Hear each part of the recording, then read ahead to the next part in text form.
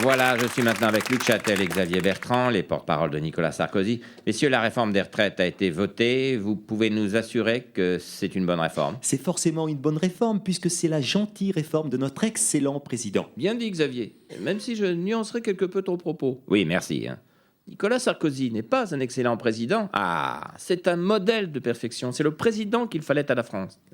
Bon, alors, plus précisément, sur la réforme des retraites, on dit que c'était encore les plus faibles, les femmes, les ouvriers, qui vont payer le plus lourd tribut, alors que le capital est épargné. C'est une gentille vision que vous avez là, mais elle est gentiment fausse. Ça, c'est vrai. Merci Luc. Mais je t'en prie, Xavier. Celui qui souffre le plus dans cette réforme, ce n'est pas l'ouvrier, ce n'est pas le travailleur, c'est Nicolas. Pardon? C'est lui qui a donné le plus de sa personne pour réaliser cette prodigieuse réforme qui marquera le gentil 21e siècle. Non, Xavier, là, tu es dans l'approximation. Oui, pas qu'un peu, d'ailleurs. Cette réforme ne marquera pas le 21e siècle, mais le millénaire.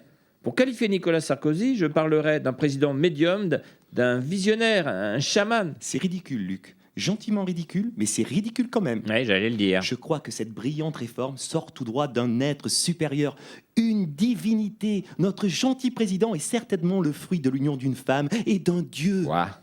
N'importe quoi, Xavier. Et pourquoi le réduire à un demi-dieu? Nicolas, c'est Dieu lui-même. C'est Jésus avec des rébanes. Ah, donc, travailler jusqu'à 67 ans, c'est bien. Je suis heureux de voir que vous ouvrez gentiment vos grands yeux. Espérons que les Français feront de même et se rendront compte qu'ils sont dirigés par Toutankhamon en Non, personne. je t'arrête, Xavier. Non, pas tout en camon. Non, vous ne m'arrêterez pas. Je le crie de toute ma gentille force. Nicolas fertilise les récoltes, commande au Nil et au soleil et enfante à distance. Ouais, la comparaison avec l'Égypte ancienne n'est pas si bête. Comme aujourd'hui, les esclaves de l'époque ne voyaient jamais leur retraite.